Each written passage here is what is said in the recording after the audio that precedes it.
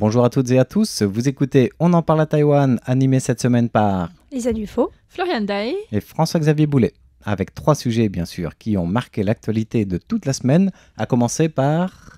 Alors moi je vais vous parler des iguanes, d'une annonce du ministère de l'Agriculture. D'accord. Moi, je vais vous parler d'une polémique au Parlement sur la possible participation en tant que député d'une personne qui a toujours la nationalité chinoise. Et puis moi je terminerai avec le Taipei Dome, c'est une autre polémique, et c'est aussi le fleuron des stades multisports de Taipei qui finalement pourrait vite tomber à l'eau. Alors on n'en dit pas plus, on va commencer par les espèces envahissantes et les iguanes verts.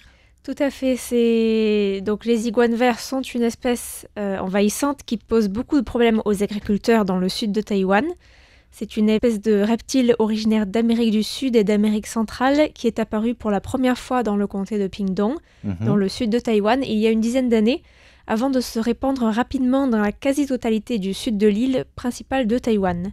Alors à l'origine, on trouve ce reptile au sud du Mexique, jusqu'au centre du Brésil, au Paraguay, en Bolivie, même au Pérou et au nord de l'Argentine. Ça fait loin de Taïwan tout ça? Tout à fait, on le retrouve même aux Caraïbes. Et il a aussi été introduit au Texas, en Floride, à Hawaï et aux îles Vierges, mais aussi de l'autre côté du Pacifique, en Asie du Sud-Est. Et le problème, c'est que leur présence est une menace pour la biodiversité locale, mais aussi pour l'agriculture. Alors, par exemple, en Thaïlande, les autorités ont capturé 150 individus en novembre 2023, en expliquant que l'augmentation rapide de cette population avait affecté les systèmes écologiques et environnementaux et provoqué des problèmes pour les populations locales, et notamment en détruisant les récoltes. D'accord. Alors les iguanes ont été placées dans des centres pour espèces sauvages et la Thaïlande a interdit l'importation des iguanes qui sont beaucoup appréciées dans le pays mais aussi dans beaucoup d'autres pays du monde comme animaux de compagnie. Ah oui? Tout à fait, parce ce sont des animaux assez jolis. Et donc à la base, ce sont des iguanes qui se sont échappés. Comment ils ont été Alors en introduits? fait, Est-ce qu'on sait? il y a introduit où? Parce qu'en À fait Taïwan. ça dépend pour chaque À pays. Taïwan. Alors pour Taïwan, je ne sais pas, mais par exemple pour certaines îles des Caraïbes, les chercheurs pensent qu'ils ont tout simplement dérivé sur des bouts de bois pendant des tempêtes ou des choses comme ça. Et c'est vraiment des beaux animaux, mais quand ils deviennent grands, des fois ils peuvent être un petit peu plus agressifs et puis ça peut être assez gros quand même. Donc Pas facile à avoir alors dans c'est la pas un maison. aquarium, je sais plus comment ça s'appelle pour les Un reptiles. vivarium? Oui. Vivarium, ouais. Il suffit plus d'en avoir un petit, il faut vraiment quelque chose de grand. Et ça fait qu'il y a des gens qui les abandonnent dans la nature, donc ça contribue aussi à la propagation dans la nature. Du coup, petits, on les aime, et puis quand ils grandissent, on les évacue. Voilà, bon, c'est pas le cas pour tous, mais voilà, ça peut arriver en tout cas. Et donc, en Thaïlande, le trafic d'iguanes est puni de 10 ans d'emprisonnement quand même, pour éviter de réduire ce problème. Mais à Taïwan, alors en Thaïlande, on les a mis dans des parcs animaliers, mais à Taïwan, ils n'ont pas vraiment le même traitement de VIP et les autorités locales considèrent des méthodes beaucoup plus radicales pour faire face à leur augmentation. Alors, Par exemple, tout simplement les attraper, les tuer, les manger, parce que ça se mange. Et en octobre, le média Taiwan News avait rapporté qu'un programme mis en place par le gouvernement du comté de Pingdong avait permis de capturer 23 000 iguanes verts au cours des 9 premiers mois de l'année. Donc c'est vraiment c'est énorme. un nombre très important. Et bien sûr, 23 000 capturés, vous imaginez bien qu'on ne va pas les mettre dans des parcs animaliers ou des zoos, il y en a beaucoup trop. Oui. Donc ils se sont fait zigouiller, malheureusement. Surtout que je crois que justement, ça faisait partie de cette politique du gouvernement local de Pingdong de donner une prime à ceux qui les capturaient pour les amener au bureau, je ne sais pas trop, de gestion animale peut-être du comté, qui lui les euthanasiait parce que ça portait atteinte à la récolte ou à d'autres choses. Oui, c'est ça, il y a eu des primes effectivement. Oui. Et 23 000. le problème à Taïwan, c'est que les iguanes verts se nourrissent des feuilles de patates douces, des feuilles de louffa, les plants de haricots et de cacahuètes. Ils mangent aussi les fleurs et des fruits, et également des insectes. Alors, Taiwan News a cité un professeur de l'Institut de conservation de la vie sauvage au sein de l'Université nationale des sciences et des technologies de Pingdong, un certain Chan Tianxi, qui a expliqué que les chercheurs de l'Institut aidaient les agriculteurs à attraper les iguanes verts avec des fruits fermentés, notamment des mangues et des papayes trop mûres. Ça les attire, c'est voilà, ça? ils font une coopération, oui. C'est génial. Et les scientifiques avaient aussi expliqué que Taïwan prêtait attention aux programmes mis en place à l'étranger, comme par exemple un certain programme mis en œuvre dans l'île du Grand Caïman, dans les Caraïbes, une île dont la superficie représente seulement le tiers de celle de la ville de Taipei, et où les iguanes verts ont été introduits pour la première fois il y a 40 ans. Et il s'avère que là-bas, la population d'iguanes verts a doublé tous les 1 an et demi, jusqu'à atteindre le million en 2018. Donc c'était vraiment un gros problème. Vous imaginez, sur une toute petite île, plus d'un million. C'est énorme. Parce que quels sont ces prédateurs naturels aux iguanes? Il y en a, je pense pas Comment les qu'il y en ait. populations sont régulées en Amérique centrale et du Sud? Soit ils sont euthanasiés, soit... Sans doute qu'il y a des animaux sauvages qui les mangent. Sans doute. Ou alors l'humain, comme tu disais, vu qu'on peut les mettre dans l'assiette. Oui, c'est vrai. Je sais pas si on compte parmi les prédateurs naturels, mais ça peut les éliminer. Non, c'est vrai, ils sont chassés là-bas pour leur viande. Donc aussi. C'est vrai. Et voilà, donc cette situation a poussé les autorités de l'archipel à allouer une somme de 9,3 millions de dollars américains pour s'attaquer au problème, et plus d'1,4 million d'iguanes verts ont été capturés et euthanasiés sur l'île du Grand Caïman. Donc c'était une politique efficace, mais le scientifique taïwanais a tout de même estimé qu'il était peu probable que l'île parvienne à éradiquer complètement cette population. Donc en fait, on peut seulement se contenter de maintenir leur nombre au niveau le plus bas possible. Pourtant, ils doivent être experts en la matière, puisque il y a toujours le petit jeu de mots, on en parle à Taïwan dès dimanche, quand Fix anime. À l'île des Caïmans, on est expert en reptiles, non? Voilà. Et donc le scientifique avait aussi expliqué que le taux de survie des jeunes iguanes verts au cours de leur première année de vie est de 5% seulement, mais que ce taux de survie monte à 70 voire 80% la deuxième année. Et les femelles pondent entre 15 et 80 œufs par portée, donc les bébés grandissent rapidement et vivent en moyenne plus de 9 ans à l'état sauvage. D'accord. Donc l'idée c'est d'attraper les femelles en priorité pour se retrouver avec un nombre de naissances l'année suivante qui soit le plus bas possible.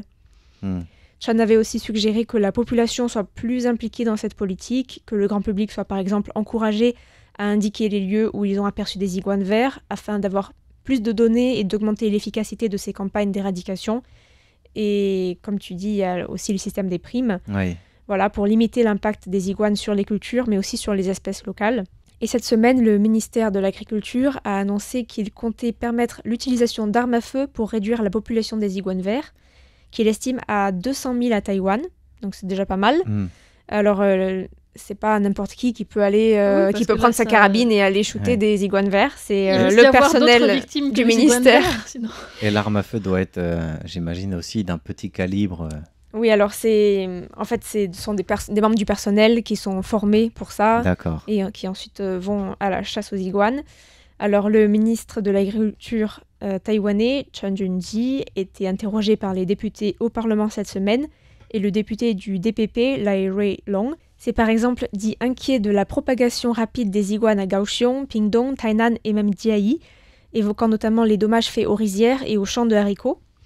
Le député estime que l'enveloppe de 3 millions de dollars, soit environ 87 000 euros prévue par le comté de Pingdong pour réduire le nombre d'iguanes, était insuffisante, puisqu'en effet, le comté a utilisé 6 millions de dollars taïwanais, soit le double, juste pour cette année, pour attraper 30 000 iguanes. Or, on estime qu'il y en a 200 000 en tout. Alors, le ministre a répondu en déclarant qu'environ 190 000 iguanes avaient été attrapées, mais depuis 2021, donc ça fait déjà un moment. Alors que la population totale à Taïwan est estimée à plus de 200 000. Il a aussi évoqué cette fameuse solution possible, celle de former du personnel à tuer les iguanes verts avec des armes à feu, parce qu'apparemment beaucoup d'iguanes verts qui sont localisés lors des campagnes de capture sur les bords des rivières, dans les banlieues des villes, parviennent à s'échapper relativement facilement. D'accord. Donc j'imagine qu'on ne les attrape pas avec des filets, c'est un petit peu plus compliqué que ça. Mais voilà, c'est vraiment juste une méthode qui est évoquée. Pour l'instant, il n'y a pas de décision... Pardon, tu voulais dire les montants que tu donnais par rapport aux politiques mises en place au niveau local et au niveau central, je pense qu'il faut les combiner ensemble pour voir un peu je ne sais pas ce que ça donne. Mais... s'il y a une enveloppe au niveau central, en fait. Il y en a forcément une. Enfin, peut-être pas que cibler les iguanes verts, mais je pense qu'il y en a sur les espèces envahissantes. Oui, mais après, est-ce que il y a un budget Ça, c'est la question. Pour les c'est iguanes, ça, je ne sais pas. vrai. Et Alors, ça touche essentiellement, du coup, les comtés sud de Taïwan. oui, Donc le pour centre l'instant. et le nord, pour l'instant, mais pas bon, trop ce sont affectés. des animaux tropicaux, donc peut-être qu'il fait un petit peu Au trop sud de froid Roilian, il n'y aura au pas nord. trop. Mhm. Donc voilà, le ministre a aussi promis de mettre sur pied une force spéciale dont la tâche sera de coordonner les efforts des différents gouvernements locaux pour lutter contre la propagation des iguanes. Et donc maintenant, il reste à voir comment la coordination des efforts peut vraiment aboutir à augmenter l'efficacité de ces campagnes. Et si l'utilisation d'armes à feu peut aussi permettre d'éliminer davantage de reptiles. Mais comme c'est le cas aux îles Caïmans, ce sera sans doute réduire leur nombre, mais on n'arrivera jamais vraiment à éradiquer complètement cette population. Ouais. Et comme disait Florian, après toute la question des armes à feu, s'il y a un dommage collatéral, qu'est-ce que ça va donner, quoi? Oui, c'est ça. On espère que les gens du ministère de l'Agriculture seront bien formés. Et seront qu'il y bien aura visés. pas- Voilà, c'est ça. Aussi. Et bien regarder avant de... Ouais.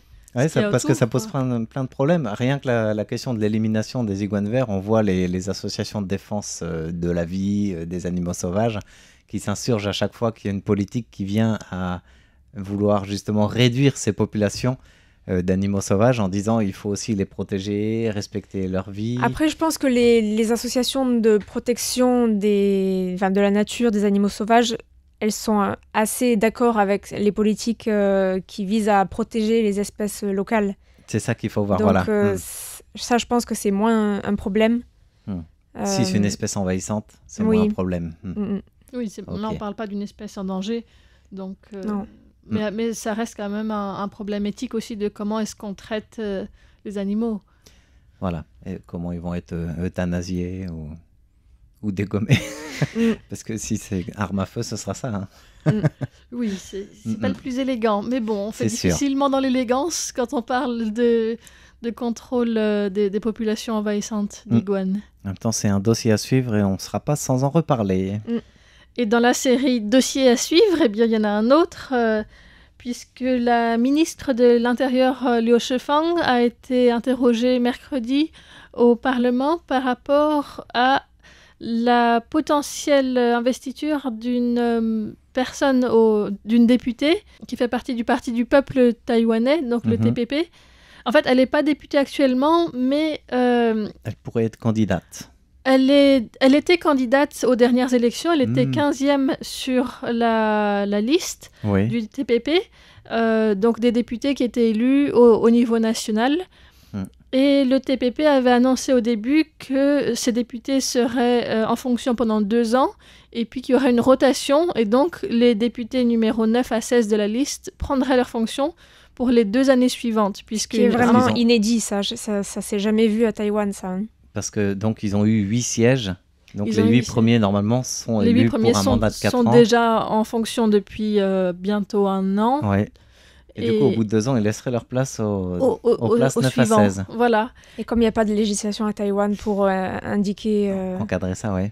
Pour ils ont 8 places après qui on met. Puisque en fait, oui, c'est légal de se retirer en tant que député. Donc, c'est les personnes suivantes prennent la suite. Mais en général, c'est pas organisé. C'est pas organisé par une politique comme ça. Il n'y a pas eu de rotation, quoi. Le problème, c'est que donc la personne qui est au numéro 15 de la liste, qui s'appelle Li Jianxiu, est de nationalité chinoise.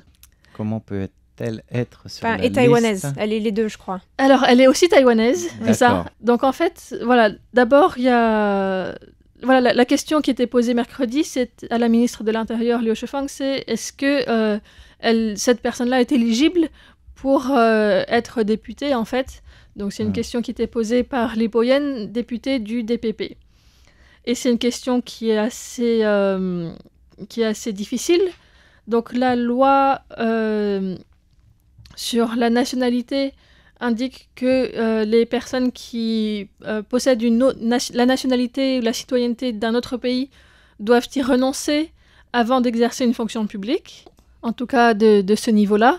Et donc, lorsque les députés prennent poste, et on leur demande de signer une déclaration sur l'honneur, comme quoi ils n'ont pas de citoyenneté d'un autre pays. D'accord, donc ça peut être vérifié après par la cour de contrôle. Je ne sais pas comment c'est vérifiable, parce que ça ne fait pas partie des données qui sont forcément inscrites partout. Mais il y a forcément l'UN du contrôle qui peut vérifier les déclarations de fiscalité et éventuellement aussi ce genre de choses. Je me souviens, il y a quelques années, quand Ma Ying-jeou était candidat à la présidence, ça remonte, hein, eh bien, il était attaqué par certains membre du DPP en disant qu'il avait toujours sa carte verte des États-Unis, qui était l'équivalent d'une nationalité américaine. Or, il y avait renoncé pour pouvoir justement être président. Et il y avait quand même eu une enquête qui avait été faite administrative. Je ne sais pas si c'est la commission électorale. Avec Xiaobi Kim, la vice-présidente exactement. actuelle. Et je ne sais pas si c'est la commission électorale ou le yuan de contrôle qui fait ces enquêtes administratives, mais ça existe. Hein. Mais je ne sais pas si ces enquêtes administratives sont faites systématiquement pour l'ensemble des députés ou si c'est seulement quand il y a des allégations qui sont faites. Députés, ça m'étonnerait. Mais... Ouais. Et donc, moi, je pense que dans les campagnes électorales, même pour les députés, il n'y a pas forcément une enquête, mais en tout cas, la nationalité et les autres critères d'éligibilité sont vérifiés. Donc, ce qui me semble bizarre dans cette politique... par le parti ou par la commission Non, pas par la politique, par la commission des affaires électorales. Peut-être. Et ce qui me semble bizarre, c'est que si cette femme a été vérifiée, elle a été autorisée à se présenter aux élections, c'est qu'a priori, elle remplit les critères. Mais justement, alors, on va y venir, parce que les critères sont plus complexes que ça. Parce qu'ils peuvent être élus en ayant une double nationalité. Mais dans ce cas-là, on leur demande de présenter les documents comme quoi ils ont renoncé à cette nationalité étrangère au cours de la première année après leur entrée en fonction. Donc, ils ne sont pas complètement rejetés d'entrée de jeu s'ils sont binationaux au moment des élections. Donc, sur le papier, ils peuvent être binationaux au moment de l'élection. C'est ça. Tant qu'ils y ont renoncé officiellement. Tant qu'ils y renoncent officiellement dans l'année qui suit leur prise de fonction. Donc tu peux attendre de savoir si tu vas être élu ou pas pour y renoncer. Parce qu'en étant candidat en tant que député, on peut se dire, si jamais je ne suis pas élu, j'ai quand même envie de garder cette double nationalité. C'est ça. Donc voilà. Ça, c'est pour les binationalités en général. Mais évidemment, c'est encore un peu plus compliqué quand on parle de citoyens chinois, puisque ce ne sont pas exactement les mêmes lois qui régissent... les personnes de nationalité chinoise que les autres, c'est plutôt les réglementations sur les relations entre les populations des deux rives qui entrent en jeu. Et dans ce cas-là, pour voter, c'est la résidence, donc le hukou, qui est un peu l'équivalent du livret de famille, auquel il faut renoncer, mais pas forcément à sa citoyenneté. Et donc, les citoyens de République populaire de Chine, qui remplissent tous les autres critères d'éligibilité, peuvent demander la citoyenneté de Taïwan après avoir annulé leur résidence en Chine. Donc, ils n'ont plus de livret. Bouger leur hukou à Taïwan. C'est ça. Ouais. Et mais selon la classification chinoise, c'est-à-dire province de Taïwan. Selon la classification chinoise, donc c'est passé de sa résidence de Chine à Taïwan, tout en gardant la nationalité chinoise. Et après 10 ans, et après ça, donc c'est possible de demander la nationalité de République de Chine, donc Taïwan. Et 10 ans après avoir été naturalisés à Taïwan, ils peuvent être candidats pour des fonctions publiques. Et donc c'est le cas de Li Zhenxiu, qui a donc gardé sa nationalité chinoise et qui est citoyenne aussi de Taïwan depuis plus de 10 ans. D'accord. Et donc, c'est une question qui est assez délicate, puisque officiellement, elle correspond à ces critères-là par rapport aux lois sur les relations entre les populations des deux rives. Et donc, la ministre, quand elle a été interrogée, elle disait c'est possible aussi que la Chine accepte de révoquer la résidence de Li Zhenxiu, mais pas forcément sa nationalité chinoise. Et donc, le ministère devrait traiter avec prudence, littéralement, je cite, la potentielle arrivée de Li Zhenxiu au Parlement. Donc, c'est vraiment un sujet pour lequel il dit que le ministère de l'Intérieur devra en parler avec le yuan législatif. Donc, il y aura des critères à renforcer, quoi. Mais selon les législations actuelles, c'est un peu flou parce que c'est différent pour la Chine et pour les pays, les citoyennetés étrangères. Oui, c'est souvent le cas d'ailleurs. C'est souvent le cas. Donc, ça pourrait passer, mais ça passe pas vraiment non plus. Donc ils vont devoir éclaircir le point. Après, pour l'instant, officiellement, ça passe. C'est juste qu'il y a eu des questions de députés de l'opposition, de la majorité du coup. Oui, mais je veux dire d'opposition par rapport au TPP. C'est ça. Donc en fait, c'est aussi un petit peu un jeu politique. Je t'accuse, tu m'accuses. Je remets en cause. C'est ça, mais c'est politiser l'affaire. Quoi. Oui, c'est ça. Alors que, moi, je pense que si elle est sur cette liste, c'est qu'elle a le droit d'y être. Hein. Mais oui, mais la je pense que les députés DPP disent pas qu'elle n'a pas le droit d'y être, mais disent peut-être c'est dangereux d'accorder ce droit à ce type de personnes, peut-être. Tu vois, peut-être qu'ils veulent non, ils questionnaient si elle avait ou pas la nationalité d'accord. chinoise. Alors la nationalité chinoise, on sait qu'elle l'a. Oui. La question, c'est est-ce qu'elle peut vraiment siéger en tant que députée alors que la loi dit que c'est interdit si on a une nationalité étrangère. Et c'est juste un peu différent pour les Chinois. Vu que l'interdétroit au niveau législatif n'est pas étranger, ça passe, mais est-ce que c'est tolérable? Ça, c'est la question. En tout cas, la ministre a répondu qu'en ce qui concerne la loi sur la nationalité et la Constitution, la loyauté doit nécessairement être envers la République de Chine et pas un autre pays. Et donc, sachant qu'elle a les deux nationalités, se pose la question de où va sa loyauté en tant que députée. Donc voilà, c'est un dossier qui est ouvert, il n'y a pas de réponse à ça.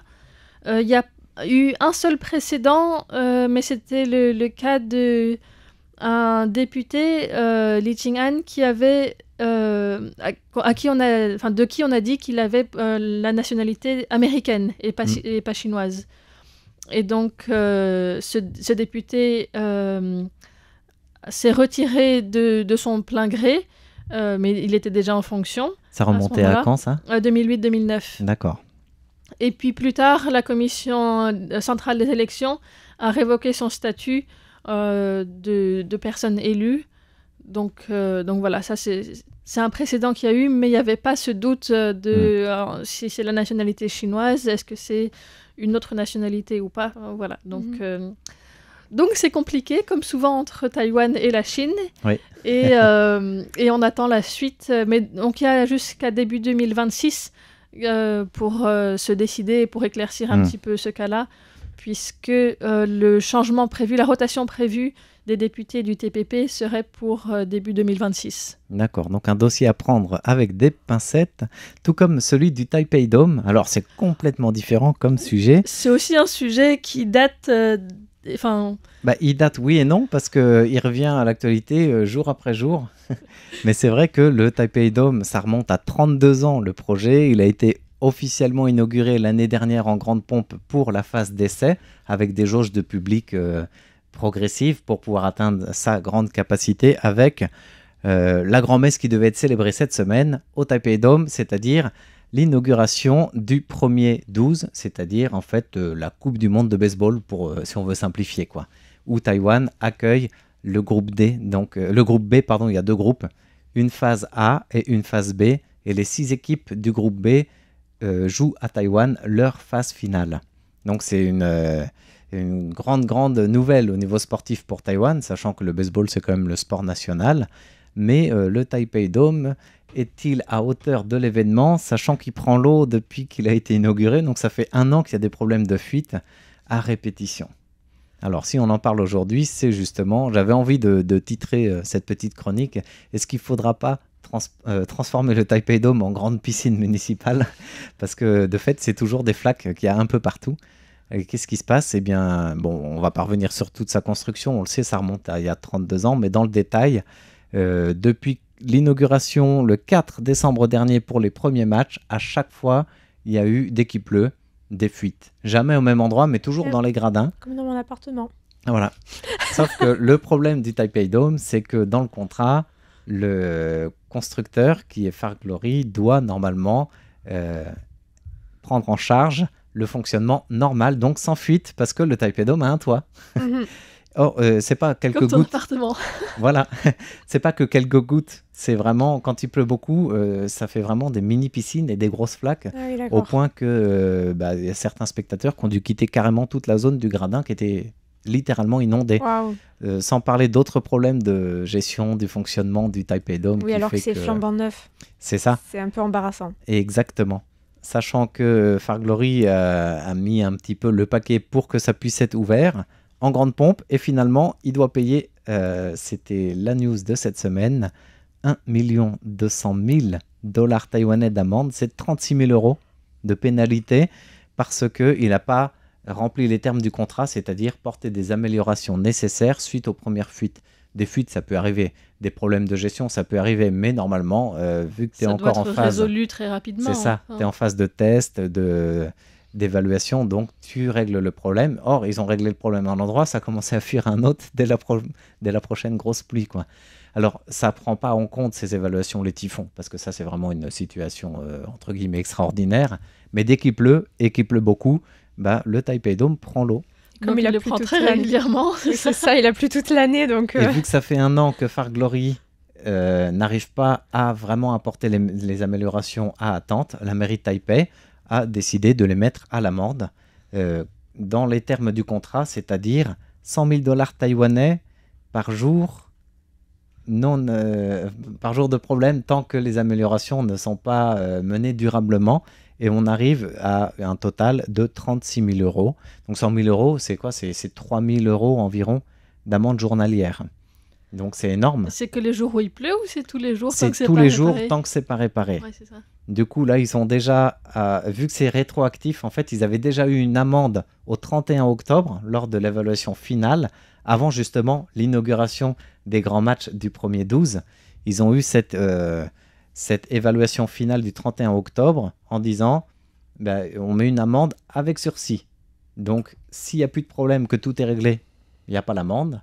Mais s'il y a un problème, il y aura l'amende et elle sera rétroactive.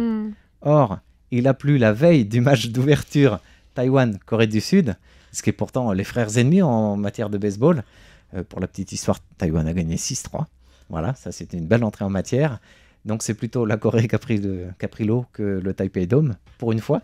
Mais le Taipei Dome, quand même, vu qu'il a pris l'eau, 100 000 $ taïwanais fois 10 parce que c'était fois 12 parce que c'était rétroactif sur les 12 jours précédents, ça fait 1,2 million. Donc c'est ce que je disais, 36 000 € de pénalité, plus 100 000, donc 3 000 € qui se rajoutent tous les jours tant que Far Glory n'aura pas prouvé que finalement ça marche. Alors comment le prouver ? Eh bien la mairie de Taipei, alors on va expliquer pourquoi, quel est le rapport entre les deux au niveau contractuel, mais la mairie de Taipei mène des évaluations tous les 2 mois de ce Taipei Dome, et à chaque événement, il y a des enquêteurs et des experts extérieurs, donc un tiers parti, sur place pour voir que tout va bien. Le public sur place peut aussi, c'est ce qui s'est passé lors des matchs de jauge, alerter sur un problème ou sur une défaillance, sur une fuite.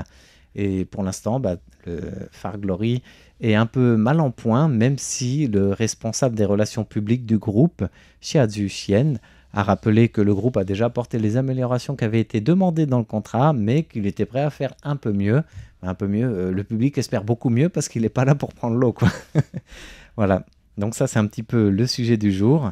C'est quand même énorme. Au niveau du contrat, pourquoi c'est la mairie de Taipei qui peut mettre à l'amende le constructeur, et pourquoi c'est le constructeur qui est mis à l'amende ? Parce que c'est un contrat, ce qu'on appelle BOT. Donc c'est construction, opération, transfert. C'est un modèle qui fait que la construction est confiée à un groupe, en l'occurrence Far Glory, qui en a la gestion pendant 20 ans avant de confier la gestion à la mairie. Donc la mairie de Taipei n'a aucun droit sur le Taipei Dome, sinon contractuel en fait, pendant les 20 premières années. Mais du coup, toute la responsabilité des problèmes de dysfonctionnement, etc., reviennent à Far Glory.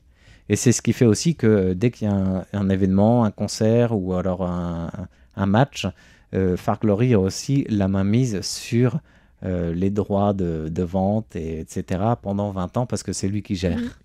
Voilà. Mais pendant 2 années, il y aura des évaluations tous les 2 mois.